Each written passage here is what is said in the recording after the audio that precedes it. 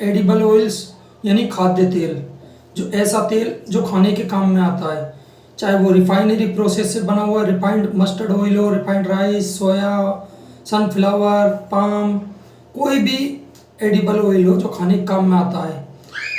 उनमें सबसे ज़्यादा समस्या आती है कलर की, यानी रंग की। कई बार उनका कलर इतना ख़राब आ जाता है कि वो किसी काम के नहीं रहते और आप उनको सेल नहीं कर सकते। तो मुख्य रूप से जो हमारे पास में समस्या आती है वो कलर से संबंधित ज़्यादा आती है। तो एडिबल ऑयल को जो कलर है, कलर अगर ख़राब आ गया तो उस कलर को कैसे काटें। वैसे तो कलर को रिमूव करने के लिए जो प्रोसीजर है वो प्रोसीजर रिफाइनरी प्लांट में होता है। रिफाइनरी प्लांट में एक सेक्शन न्यूट्रलाइज ऑयल के बाद में ब्लीचिंग अर्थ का सेक्शन आता है, वहाँ से कलर को रिमूव कर दिया जाता है, कलर को सेट कर दिया जाता है। जितना यूनिट आपको कलर की आवश्यकता होती है उतना यूनिट कलर सेट कर दिया जाता है।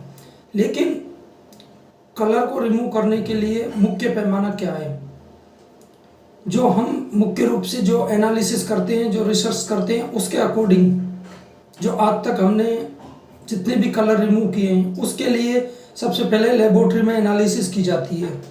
लेबोरेटरी के माध्यम से एक्टिवेटेड ब्लीचिंग, साथ में कुछ अन्य केमिकल्स और कुछ इंस्ट्रूमेंट्स की आवश्यकता होती है, जिनकी सहायता से हम कलर को रिमूव करते हैं और जानते हैं कि 100 ml या 100 ग्राम कलर को रिमूव करने के लिए कितनी % में वो केमिकल्स की आवश्यकता होती है। उसी के आधार पर हम उसको डिटरमाइन करते हैं।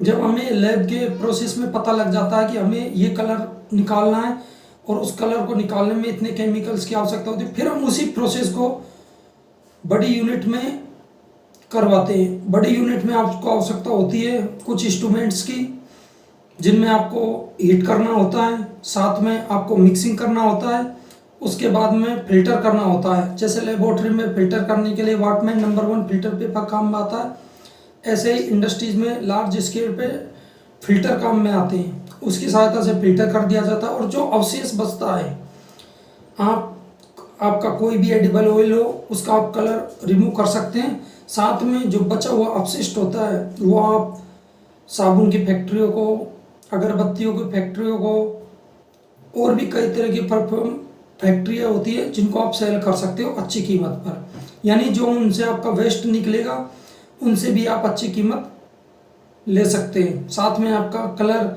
जो भी आपको रिमूव करना, जितना यूनिट में आपको रिमूव करना आप रिमूव कर सकते हैं। इसके लिए ज़रूरी नहीं है कि आपको पूरी रिफाइनरी प्रोसेस लगाने की आवश्यकता हो। आप एक छोटा सा अलग से एक प्लांट लगा सकते हैं या अलग से छोटा सा इंस्ट्रूमेंट सेटअप करके आप कलर रिमूव कर सकते हैं। लेकिन कलर रिमूव करने के लिए सबसे पहले आपको लेबोरेटरी में कुछ इंस्ट्रूमेंट्स की आवश्यकता होगी, क्योंकि आपको पहले पायलट प्रोजेक्ट लेबोरेटरी में करना होगा। लेबोरेटरी में करने के बाद में जो रिजल्ट आते हैं उसके अकॉर्डिंग आपको प्लांट में करना होता है। अगर आपको रिफाइनरी की पूरी प्रोसेस सीखनी है तो हम लैब के अंदर भी पूरी रिफाइनरी आपको चला के दिखा सकते हैं। पूरी प्रोसेस की भी ट्रेनिंग हो सकती है, क्योंकि जो हमने लेबोरेटरी के अंदर रिफाइनरी की पूरी प्रोसेस, जो भी उसके 8 से 9 सेक्शन होते हैं, सिर्फ स्टार्ट से लेकर एंड डीओ ऑयल तक, रिफाइंड ऑयल तक, उसके सभी स्टेप हमने लेबोरेटरी में भी किए हुए हैं।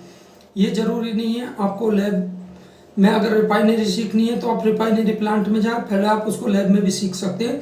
साथ में उसमें कौन कौन सी टेस्टिंग होती है प्रत्येक स्तर पर, वो सब की भी जानकारी मिलती है और वो टेस्टिंग किस प्रकार से होती है और उसके रिजल्ट क्या आते हैं, क्या क्या इंस्ट्रूमेंट्स की आवश्यकता होता है, क्या क्या केमिकल्स की आवश्यकता होती है।